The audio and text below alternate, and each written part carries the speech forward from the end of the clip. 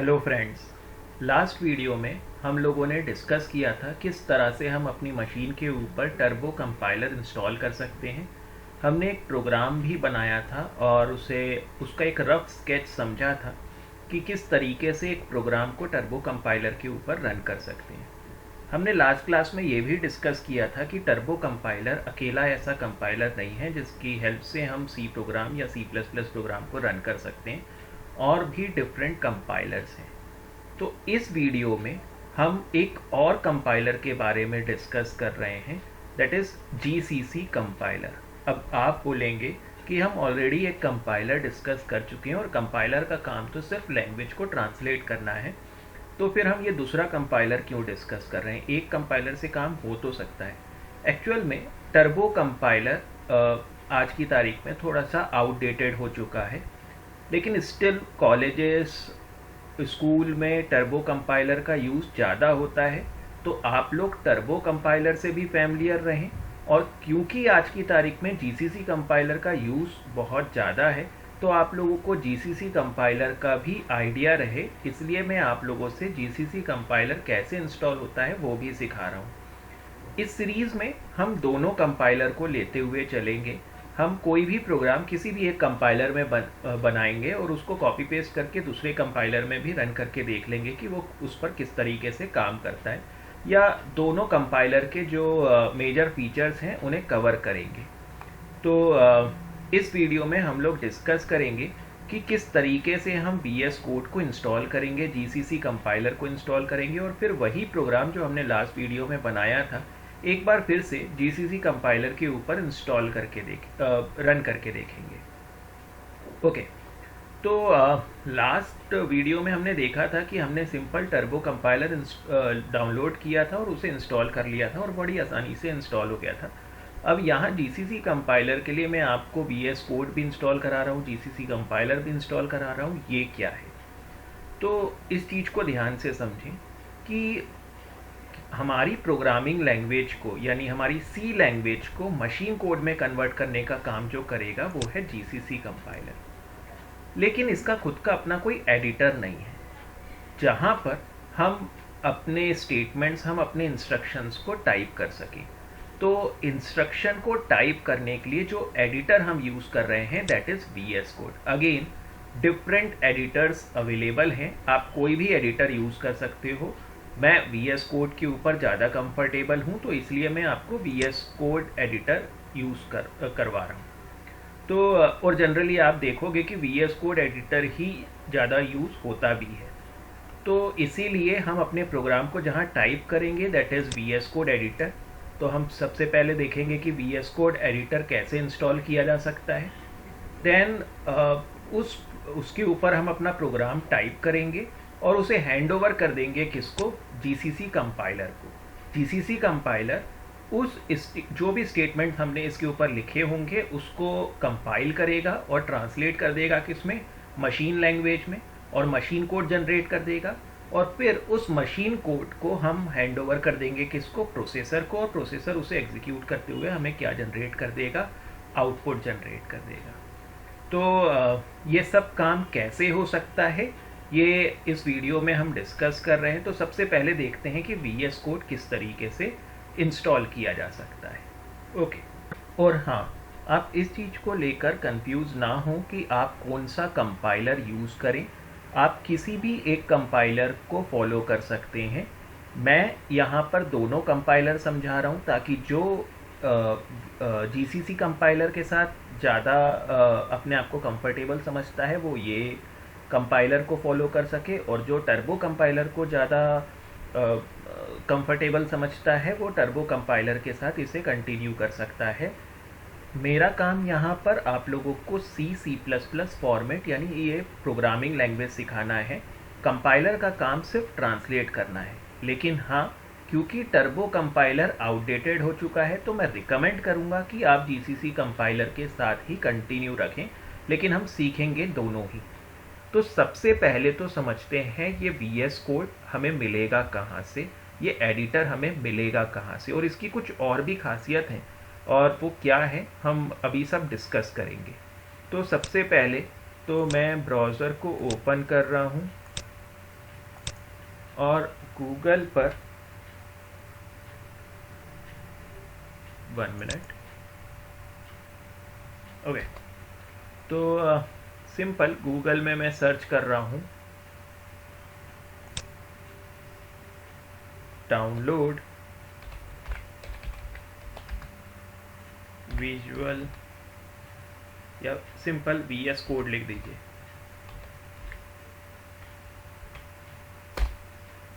Okay, तो यहाँ पर ऑफिशियल वेबसाइट ओपन हो चुकी है विजुअल स्टूडियो कोड की। हम यहाँ से इंस्टॉल कर सकते हैं हमारा VS कोड। तो आप जैसा यहाँ देख सकते हो, डिफरेंट ऑपरेटिंग सिस्टम के लिए यहाँ पर उसने VS कोड दिखा दिया है। तो क्योंकि हम लोग मैं काम कर रहा हूँ माइक्रोसॉफ्ट के ऑपरेटिंग सिस्टम पर, विंडोज़ के ऊपर, तो मैं यहाँ पर इंस्टॉल कर रहा हूँ विंडोज़ का VS कोड। मैंने यहाँ पर डाउनलोड बटन पर क्लिक किया और जैसे ही मैं इस पर क्लिक करूँगा मेरा डाउनलोड स्टार्ट हो गया। ओके, तो ये फाइल डाउनलोड हो रही है, इसे थोड़ा सा टाइम लगेगा। जैसे ही ये डाउनलोड हो जाती है मैं वापस से आपके पास आता हूँ। ऑल राइट, तो मेरी फाइल इंस्टॉल हो चुकी है। जाते हैं जहाँ, सॉरी, डाउनलोड हो चुकी है। जाते हैं जहाँ पर ये सेव हुई है। अब मैं इसे इंस्टॉल करता हूँ। तो मैंने डबल क्लिक किया, रन करने की परमिशन मुझसे मांग रहा है। एग्रीमेंट आप अच्छे से पढ़ लें।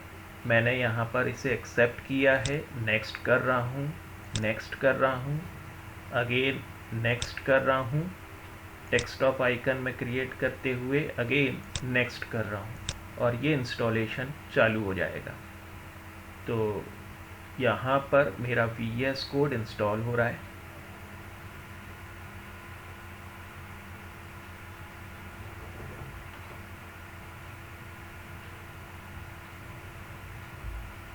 ओके, इंस्टॉल हो चुका है। ये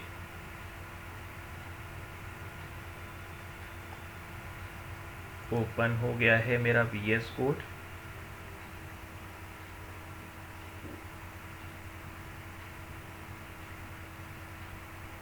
मेरा सिस्टम आज थोड़ा सा स्लो है, अदरवाइज ये इतना टाइम नहीं लेगा।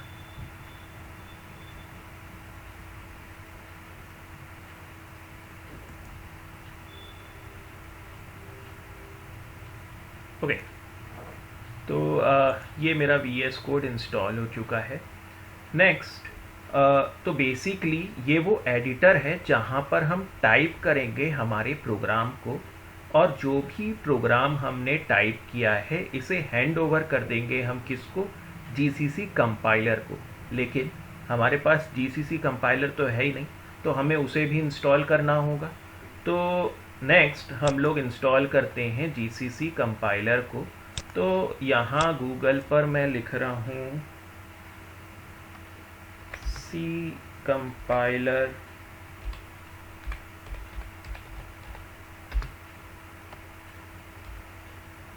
फॉर VS कोड आप लिख दें। ओके, तो यहाँ पर एक URL ओपन हो, URL आपको दिख रहा होगा code.visualstudio.com। तो ये ऑफिशियल वेबसाइट है विजुअल स्टूडियो की। यहाँ से मैं अगेन GCC कंपाइलर इंस्टॉल करूँगा। तो यहाँ पर आपको लेफ्ट हैंड साइड पर बहुत सारे ऑप्शंस दिख रहे होंगे। यहाँ आप नीचे C++ पर जाएं। C++ पर आपको मिलेगा GCC ऑन विंडोज़, इस पर क्लिक करें। यहाँ आप देखेंगे तो ये GCC कंपाइलर किस तरीके से इंस्टॉल करना है इसकी पूरी स्टेप्स यहाँ पर मेंशन करी गई है। तो फिलहाल यहाँ से हम इंस्टॉल करेंगे MinGW W64। तो मैं इस पर क्लिक कर रहा हूँ।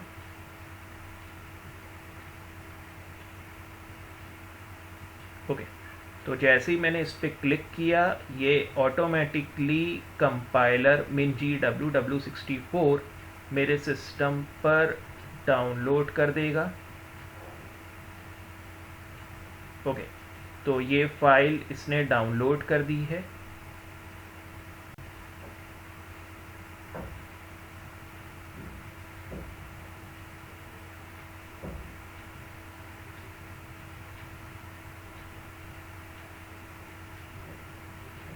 मैं जानबूझ के आपको बता रहा हूँ कि आप यहाँ से डाउनलोड कर सकते हो, क्योंकि ये ऑफिशियल वेबसाइट्स हैं। तो जब भी कोई लेटेस्ट वर्जन रिलीज़ होगा वो हमेशा इन वेबसाइट पर सबसे पहले अपडेट होगा, तो आपके पास हमेशा लेटेस्ट वर्जन रहेंगे। ओके, तो यहाँ से ये MinGW64 मैं इंस्टॉल कर रहा हूँ।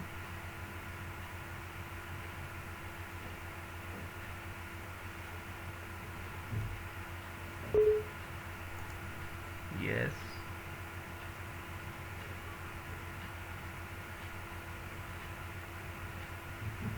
ऑलराइट। तो यहाँ इसने इंस्टॉलेशन की प्रोसेस चालू करी है। ओके, यहाँ कोई सेटिंग चेंज करने की ज़रूरत नहीं है, आप बस नेक्स्ट करते चलें, नेक्स्ट, और ये इंस्टॉलेशन चालू हो गया। इसको अगेन थोड़ा सा टाइम लगेगा इंस्टॉल होने में, तो ये पूरा इंस्टॉल हो जाए तो मैं वापस आता हूँ। ऑलराइट, तो यहाँ पर मेरा कंपाइलर का इंस्टॉलेशन कंप्लीट हो गया है। मैं नेक्स्ट कर रहा हूँ, फिनिश, तो ये हमारा GCC कंपाइलर भी इंस्टॉल हो गया।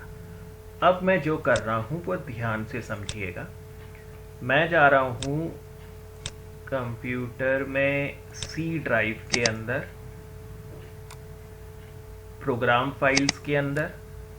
प्रोग्राम फाइल्स के अंदर आपको एक फोल्डर मिलेगा MinGW64। ये वही सॉफ्टवेयर है जो अभी हमने इंस्टॉल किया है, हमारा कंपाइलर। इसके अंदर जाएंगे, अगेन MinG32 के अंदर, बिन के अंदर, और जो ये पाथ आपको मिल रहा है, इस पाथ को आप यहाँ से कॉपी कर लें। मैंने Ctrl+C दबाया, इसे कॉपी किया।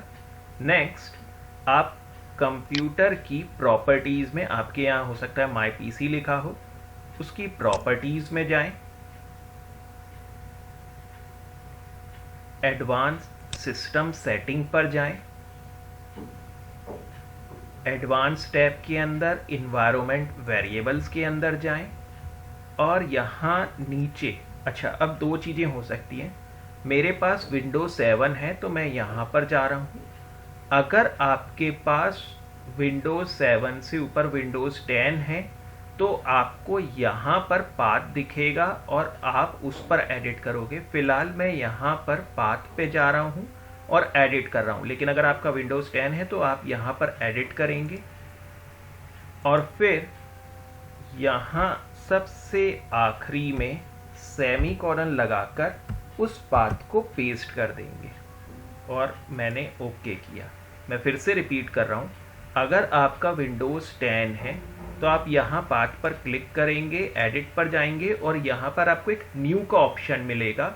न्यू पर क्लिक करेंगे और एक विंडो ओपन होगी, उसके सबसे आखिरी में आप वो पाथ पेस्ट कर देंगे। और भी बहुत सारे पाथ लिखे होंगे, वहाँ सबसे नीचे आप क्या कर दोगे, पाथ को पेस्ट कर दोगे। फिलहाल मेरा Windows 7 है तो मैंने इस तरीके से किया है। आप गूगल पर भी सर्च करोगे तो आपको मिल जाएगा, या आपको इस वेबसाइट पर भी मिल जाएगा। अगर आपका Windows 10 है तो आप एडिट एनवायरनमेंट वेरिएबल पर जाओगे, पाथ को चूज करोगे, एडिट करोगे, न्यू पर सिलेक्ट करोगे और जो पाथ आपने कॉपी किया था उसको वहाँ पर क्या कर दोगे, पेस्ट कर दोगे। ठीक है, फॉर एग्जाम्पल जैसे इनका ये पाथ है तो इन्होंने यहाँ पर क्या कर दिया, पेस्ट कर दिया। देन फाइनली ओके करोगे और ये आपका काम ख़त्म हो गया। हमने किया क्या है वो ध्यान से समझें। एक्चुअल में जब हम कंपाइलर को कॉल करेंगे, हम इस एडिटर के अंदर हमारा प्रोग्राम लिखेंगे और GCC कंपाइलर को कॉल करेंगे। अब इस एडिटर को क्या पता कि GCC कंपाइलर कहाँ है, तो हमें क्या करना होगा, ये पाथ पूरा स्पेसिफाई करना होगा कि C ड्राइव के अंदर, प्रोग्राम फाइल्स के अंदर, MinGW64 के अंदर, इसके अंदर, बिन के अंदर हमें क्या मिलेगा, GCC कंपाइलर मिलेगा। तो हर बार इतना बड़ा पाथ हमें ना देना पड़े, इसीलिए हमने पाथ वेरिएबल के अंदर यहाँ तक का पाथ सेट कर दिया। अब बस हम एडिटर के अंदर जब कंपाइलर को कॉल करेंगे तो हम सिर्फ इतना कॉल कर देंगे GCC, और वो ऑटोमेटिकली वो पाथ वहाँ से क्या कर लेगा, ले लेगा। हमें बार बार ये पूरा पाथ देने की ज़रूरत नहीं है। जो स्टेप अभी हमने परफॉर्म करी इसे करना ज़रूरी नहीं है, लेकिन होगा क्या कि कि जब हमें कंपाइलर कॉल करना होगा तो हमें एग्जैक्टली ये बार बार ये पूरा पाथ स्पेसिफाई करना पड़ेगा, जो लिटिल बिट वेस्टेज है। तो बार बार इतना बड़ा पूरा पाथ देना कोई सेंस नहीं है। इसीलिए हमने इस पाथ को ऑलरेडी एक पाथ नाम के वेरिएबल के अंदर सेव करके रख लिया है। हमारा कंप्यूटर ऑटोमेटिकली वहाँ से क्या कर लेगा, इस पाथ को एक्सेस कर लेगा और इसके अंदर जीसीसी फाइल को क्या कर लेगा, कॉल कर लेगा, हमारे कंपाइलर को कॉल कर लेगा। तो आई होप यहाँ तक की प्रोसेस आपको समझ में आई होगी और लगभग हमने हमारा काम कर भी लिया है। लेकिन यहाँ पर मैं आप लोगों को रिकमेंड करूँगा कि एक बार आप अपना सिस्टम रीस्टार्ट कर लें। हमने VS कोड इंस्टॉल किया है, हमने कंपाइलर इंस्टॉल किया है, एक बार आप अपना कंप्यूटर रीस्टार्ट कर लें। तो मैं भी अपना सिस्टम रीस्टार्ट कर रहा हूँ। रीस्टार्ट करने के बाद मैं वापस से आप लोगों के पास आता हूँ। ऑल राइट, तो मेरा कंप्यूटर रीस्टार्ट हो चुका है। मैं यहाँ से विजुअल स्टूडियो कोड ओपन करूँगा। तो मैंने यहाँ विजुअल स्टूडियो कोड ओपन किया। ओके, तो सबसे पहले हम एक फ़ोल्डर क्रिएट कर लेते हैं जहाँ पर हम आगे चलकर अपने सारे प्रोजेक्ट सेव करेंगे। तो मैं लेट्स से डी ड्राइव के अंदर एक फ़ोल्डर क्रिएट कर रहा हूँ C ट्यूटोरियल नाम से,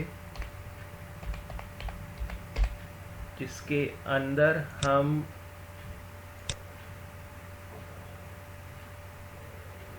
ओके, तो ये फ़ोल्डर क्रिएट हो चुका है।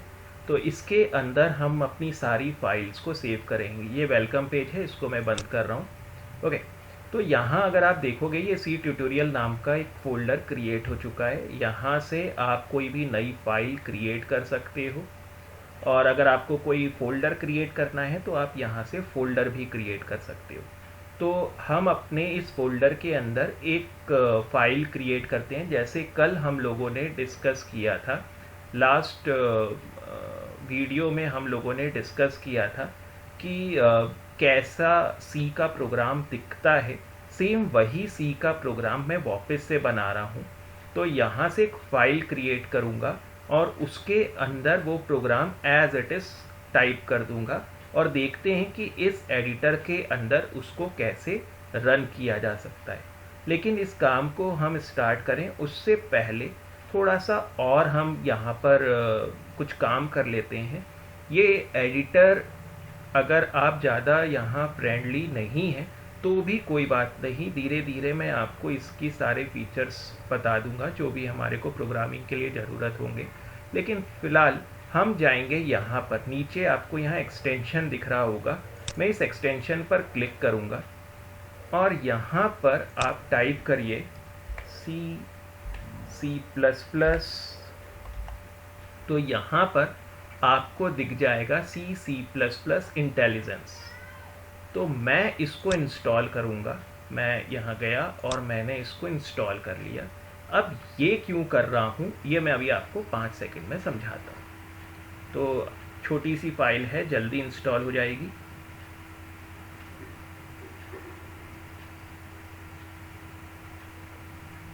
ओके, तो मैं अब इसको बंद कर रहा हूँ यहाँ से। तो मैंने ये इंटेलिजेंस यहाँ पर इंस्टॉल कर लिया है। अब इस इंटेलिजेंस से होगा क्या, मैं वापस से यहाँ एक्सप्लोरर पे आ रहा हूँ।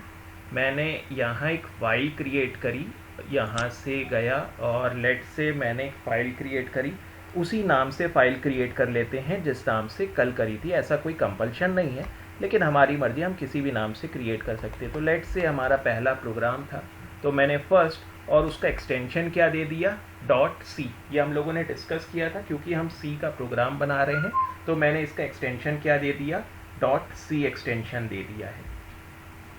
ओके, तो ये मेरी फाइल क्रिएट हो गई है।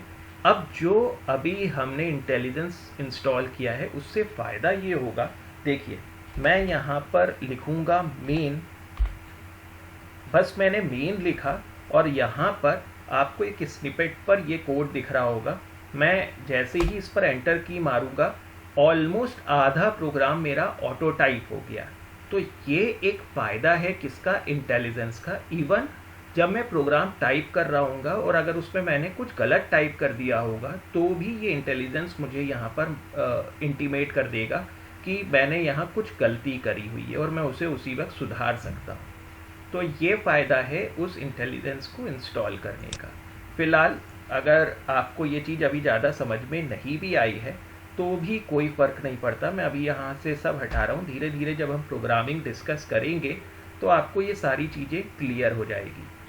ओके, तो चलिए चालू करते हैं कि कैसे हम यहाँ पर अपने प्रोग्राम को एग्जीक्यूट कर सकते हैं। तो मैं वही हमारा पुराना प्रोग्राम फिर से टाइप कर रहा हूँ, हैश इंक्लूड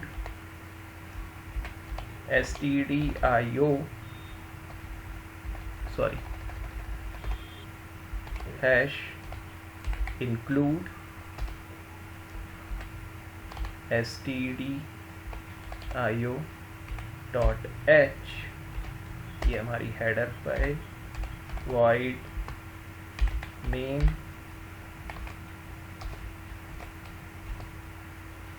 हमने 3 वेरिएबल्स क्रिएट करे थे, var1, var2, var3। हमने एक मैसेज टाइप किया था प्रिंट f,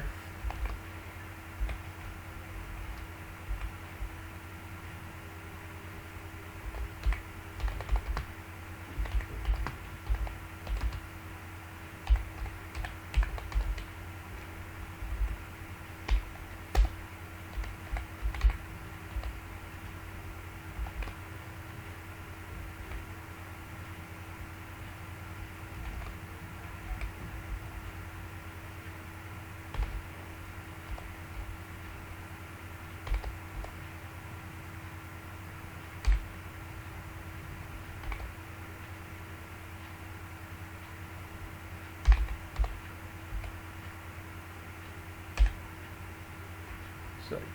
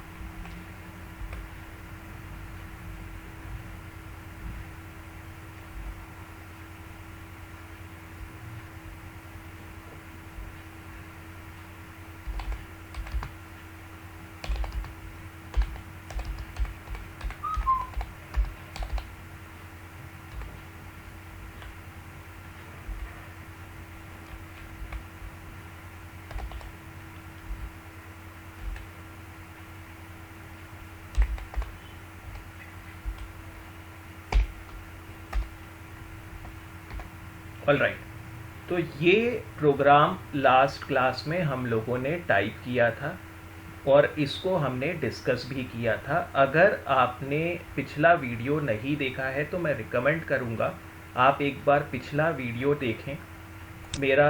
आप YouTube में जाकर आप सर्च कर सकते हैं कोडिंग की पाठशाला, यहाँ प्लेलिस्ट के अंदर आपको मेरे सारे वीडियोस मिल जाएंगे। तो लास्ट वीडियो में हम लोगों ने डिस्कस किया था कि टर्बो कंपाइलर कैसे इंस्टॉल करते हैं और वहाँ पर एक पहला प्रोग्राम बनाकर मैंने उसको वहाँ समझाया भी था। हाँ, मैंने ये ज़रूर बताया था कि वो प्रोग्राम एग्जैक्टली अभी आपको समझ में नहीं आएगा और हमने डिस्कस किया था कि हम इस पर कुछ टर्म्स अभी मार्क करेंगे, पहले उन टर्म्स को थ्योरेटिकली समझेंगे, फिर कहीं जाकर ये प्रोग्राम एग्जैक्टली हमें समझ में आएगा कि किस तरीके से रन होता है। तो फ़िलहाल मैंने जो समझाया था उसके बेसिस पे वही प्रोग्राम एज इट इज़ मैंने यहाँ पर लिख दिया है। इसको मैं रन कर रहा हूँ। मैं टर्मिनल पर गया, न्यू टर्मिनल। अब यहाँ देखिए इसको किस तरीके से कॉल करेंगे। मैंने यहाँ पर कॉल किया कंपाइलर को और मेरा कौन सा कंपाइलर है, GCC कंपाइलर। तो मैं GCC कंपाइलर को यहाँ कॉल करूँगा। तो अब देखिए मैं इसको किस तरीके से कॉल करूँगा। मैंने यहाँ सबसे पहले लिखा GCC और स्पेस दबाया, फिर लिखा हमारी फाइल का नाम दैट इज़ first.c। मेरी बात यहाँ ध्यान से समझना, अगर मैंने वो पाथ वेरिएबल के अंदर वो पाथ सेट नहीं किया होता, जब हमने GCC कंपाइलर इंस्टॉल किया था उसके बाद हम C ड्राइव में जाकर एक हमने पाथ कॉपी किया था और उसको एक इन्वायरमेंट वेरिएबल के अंदर पाथ के अंदर सेव किया था। अगर वो स्टेप मैंने फॉलो नहीं करी होती तो यहाँ पर मुझे एग्जैक्ट पाथ स्पेसिफाई करना होता और उसके बाद मैं वहाँ से किसको कॉल करता, GCC कंपाइलर को कॉल करता। लेकिन वही स्टेप मुझे बार बार ना करना पड़े, इसलिए हमने पाथ वेरिएबल के अंदर उस पाथ को सेव कर लिया था। तो अब मैं यहाँ डायरेक्ट कॉल कर सकता हूँ किसको, GCC कंपाइलर को, और उसे क्या पास कर दी, हमारी ये फाइल पास कर दी। और जैसे ही मैं यहाँ पर एंटर प्रेस करूँगा तो देखिए उसने मेरी फाइल को कंपाइल कर दिया और यहाँ पर एक a.exe नाम की फाइल तैयार कर दी। ये कुछ और नहीं, हमारी बाइट कोड है। आई मीन इसको मशीन कोड में कन्वर्ट करने के बाद जो कोड तैयार हुआ होगा वो किसके अंदर है, a.exe के अंदर। और अब यहाँ पर मैं इस a.exe फाइल को किसे हैंड ओवर कर दूंगा, प्रोसेसर को। तो मैं यहाँ पर a दबाकर मैं टैब की प्रेस कर रहा हूँ। जैसे ही टैब की प्रेस करी उसने ये पूरा फाइल का नाम ले लिया और मैं एंटर की प्रेस कर रहा हूँ। जैसे ही मैंने एंटर की प्रेस करी ये फाइल किसके पास चली गई, प्रोसेसर के पास, और प्रोसेसर इसे एग्जीक्यूट कर रहा है। तो जैसा कि हमने इस कोड में लिखा हुआ है कि सबसे पहले यूज़र से पूछेगा एंटर एनी 2 नंबर, तो वो मुझसे कोई भी 2 नंबर डिमांड कर रहा है। मैंने पहला नंबर दिया 12, फिर वो मुझसे दूसरा नंबर डिमांड कर रहा है, मैंने दिया 54, और उसके बाद वो मुझे रिजल्ट शो कर रहा है कि सम ऑफ 2 नंबर इज़ दिस। तो ये प्रोग्राम कैसे काम करता है ये हम लोगों ने लास्ट क्लास में भी डिस्कस किया था। हमने यहाँ से यहाँ तक का पोर्शन डिस्कस किया था, लेकिन हमने ये भी डिस्कस किया था कि ये पोर्शन अभी हमें ज़्यादा अच्छे से सिंटेक्स पॉइंट ऑफ व्यू से समझ में नहीं आएगा। नेक्स्ट वीडियो में मैं कुछ टर्म्स मार्क करूँगा इस कोड के ऊपर। पहले एक एक करके हम वो सारे टर्म्स समझेंगे और फिर देखेंगे कि क्या ये प्रोग्राम हमें समझ में आ रहा है या नहीं आ रहा। Okay, till then bye.